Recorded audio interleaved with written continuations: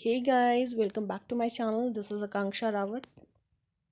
Today, the topic that we are going to cover is HRD applications.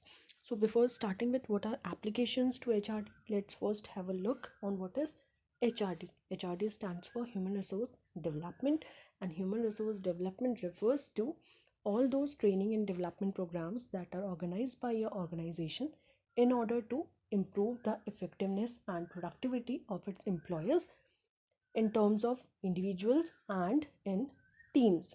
So HRD में होता क्या है, organisation वो training and development programmes organise करती है जिसके थ्रू वो अपने एम्प्लॉयज़ की प्रोडक्टिविटी को, उनकी इफेक्टिवनेस को क्या कर सके, इम्प्रूव कर सके, इंक्रीज कर सके। एंड ये दोनों ही टर्म्स में होता है, इंडिविजुअली भी एंड टीम्स में भी। सो ऐसे कौन से मेथड्स हो सकते हैं जिनके थ्रू वो इन प्रोग्राम्स को अप्लाई कर सकती है, आपके लिए और ज़्यादा यूज़फुल बना सकती है। Let's study that. सो यहाँ पे जो हम मेथड्स पढ़ने वाले हैं वो दो मेथड्स कौन से हैं, coaching and mentoring. So let's have a look कि कोचिंग एंड मेंटोरिंग में डिफरेंस क्या है, इन दोनों में क्या कुछ कॉमन है। First thing is coaching. Coaching क्या होता है, आपके अंदर कुछ स्पेसिफिक स्किल्स एंड एबिलिटीज़ को इम्पार्ट करने के लिए जो हम लोग क्लासेस ऑर्गेनाइज करते हैं, प्रोग्राम्स ऑर्गेनाइज करते हैं, उनको हम कोचिंग बोलते हैं। एंड ये एक ज़्यादा प्रोफेशनल एंड फॉर्मल प्रोसेस होती है। वेराज मेंटोरिंग में क्या होता है, ये यूजुअली 1-to-1 कंडक्ट कराई जाती है एंड बहुत ही पर्सनल प्रोसेस होती है। एक चीज़ और देख लेते हैं, कोचिंग में जो आपके कोच होते हैं वो एक आउटसाइडर होता है, ऑर्गेनाइजेशन का इनसाइडर पर्सन नहीं होता है। एक आउटसाइडर है जिसको आपकी ऑर्गेनाइजेशन ने हायर किया है सो दैट वो ये प्रोग्राम्स को कंडक्ट करा सके एंड आपको आपके गोल्स के लिए एक क्लियर व्यू दे सके। वेयर एज मेंटोरिंग में क्या होता है, जो भी आपका मेंटोर होता है वो एक इनसाइडर होता है, ऑर्गेनाइजेशन का ही पार्ट होता है, आपके लिए आइडल होता है। एंड मेंटोर को आप चूज़ करते हैं, ऑर्गेनाइजेशन नहीं चूज़ करती है। ऑर्गेनाइजेशन चूज़ कर भी सकती है लेकिन वो बहुत कम केसेस में होता है। यूजुअली आप चूज़ करते हैं कि आपका मेंटोर कौन होगा, क्योंकि आप मेंटोर में क्या होना चाहिए कि आप उसकी रिस्पेक्ट करते होने चाहिए, आपको उसका ट्रैक रिकॉर्ड पता होना चाहिए, उसके जो भी अभी तक अचीवमेंट्स नहीं है आपको उसके बारे में इंफॉर्मेशन होनी चाहिए। तो आप उसी पर्सन को अपना मेंटोर चूज़ करते हैं जो आपके लिए आइडल होता है। Coming back to this, arrangements must be agreed by both the parties. जो भी अरेंजमेंट्स यहाँ पे किए जाते हैं इन प्रोग्राम से रिलेटेड, उसमें दोनों पार्टीज़ का अग्री होना बहुत ज़रूरी है। कोचिंग में दो पार्टीज़ कौन सी होती हैं, एक coach and second is Kochi. वेराज mentoring में कौन सी होती है, मेंटोर एंड मेंटी। नेक्स्ट, इसमें जो भी टूल्स एंड टेक्निक्स रिक्वायर्ड होती हैं उनका एम होता है कि आपके जो भी गोल्स हैं, ऑब्जेक्टिव्स हैं, आपके जो भी एबिलिटीज़ हैं, आपका फोकस है, उसको कैसे शार्पन किया जाए एंड जो भी इल्यूजन्स हैं या फिर एक्स्ट्रा चीज़ें हैं उनको आपके दिमाग से बाहर निकाला जाए एंड आपको बहुत ज़्यादा फोकस्ड बनाया जाए, जिसके थ्रू क्या होगा, आप अपने गोल्स की तरफ और बेटर तरीके से आगे मूव कर सकते हैं। So let's start firstly with coaching. Coaching होती क्या है, कोचिंग एक ऐसी प्रोसेस है जो आपको इनेबल करती है सो दैट आप लर्न कर सकें, डेवलप कर सकें एंड आपकी परफॉर्मेंस इम्प्रूव हो सके। इसके अलावा इसमें आप ट्राई करते हैं कि आपकी परफॉर्मेंस में एक पॉजिटिव चेंज आए। इसके अलावा आप क्या करते हैं कि आपको एक फीडबैक प्रोवाइड होता है आपके कोचेस के थ्रू। आप लोग ओपन एंडेड क्वेश्चंस पूछ सकते हैं उनसे। इसके अलावा आपको डायरेक्शन एंड एनकरेजमेंट प्रोवाइड होता है, आपको आपकी डायरेक्शन पता लगती है कि आप कौन से ऐसे मेथड्स हैं, कौन से ऐसे टेक्निक्स हैं जिनके यूज़ से आप अपने काम को और इजी बना सकते हैं एंड गोल्स को इजीली अचीव कर सकते हैं। Last thing is aims to achieve a balance between fulfilling organisational goals and objectives. इसका मेन एम क्या होता है कोचिंग का, कि आपको तैयार किया जाता है सो दैट आप ऑर्गेनाइजेशन के जो भी गोल्स एंड ऑब्जेक्टिव्स हैं उनको अचीव करें एंड उसी में कहीं से हिडन होते हैं आपके इंडिविजुअल गोल्स एंड ऑब्जेक्टिव्स। सो आप उन दोनों के बीच में एक बैलेंस स्टैब्लिश करने की कोशिश यहाँ पे करते हैं। Coming on to next slide, what are the qualities of a good coach. कौन सी ऐसी क्वालिटीज़ हैं जो कि एक गुड कोच में होनी चाहिए। First is listening, analysing and ability of problem solving.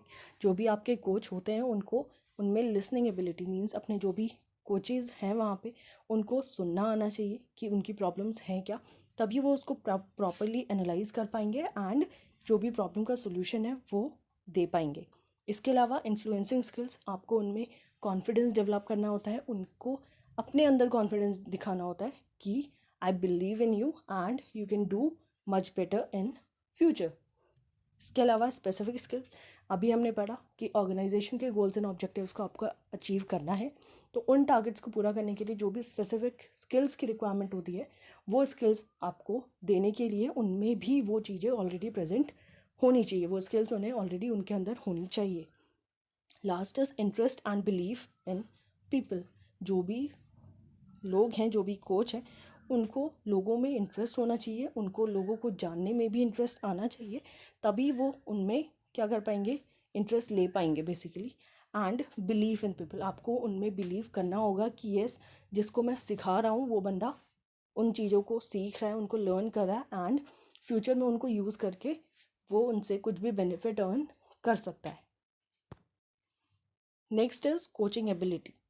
एक कोच में कौन कौन सी एबिलिटीज़ होनी चाहिए। फर्स्ट वन, लिसनिंग स्किल्स, ये हम पढ़ चुके हैं। प्रॉब्लम सॉल्विंग एबिलिटी, प्रॉब्लम्स को सॉल्व करने की एबिलिटी होनी चाहिए। फीडबैक स्किल, आपका जो भी आपके कोचेज़ हैं वहाँ पे आपको उनको फीडबैक प्रोवाइड करना होता है उनकी परफॉर्मेंस से रिलेटेड, तो आप में वो फीडबैक स्किल्स होनी चाहिए। इसके अलावा कन्फ्रंटेशन एंड चैलेंजिंग स्किल, बहुत केसेस में क्या होता है कि हमेशा आपकी जो भी कोचिंग की प्रोसेस है वो स्मूथ चले, ज़रूरी नहीं है। तो क्या होता है इसमें कि आप उनको कन्फ्रंट करते हैं एंड उनको चैलेंज भी करना होता है काफ़ी टाइम पे, तो ये स्किल्स भी आप में होनी चाहिए। इसके अलावा मेंटोरिंग स्किल्स, हमने देखा कि आप उनके लिए एक आइडल होने चाहिए, तभी आप उनको प्रॉपरली क्या कर सकते हैं, इन्फ्लुएंस कर पाएंगे। इसके अलावा कैपेसिटी टू एम्पावर, आप उनको कैसे एम्पावर कर रहे हैं, उनको कैसे स्ट्रेंथ प्रोवाइड कर रहे हैं, उनको कैसे स्ट्रेंथ उनकी रियलाइज़ करवा रहे हैं, ये भी स्किल्स आप में ज़रूरी है।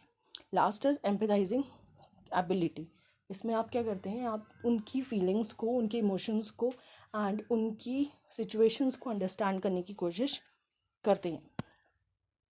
Next is process of coaching. Coaching में 4 स्टेप्स हम पढ़ने वाले हैं। First one is identify objectives and goals. Firstly आपको पता होना चाहिए वो कौन सा ऑब्जेक्टिव्स एंड गोल्स है जिनको अचीव करने के लिए आप ये प्रोसेस कंडक्ट कर रहे हैं।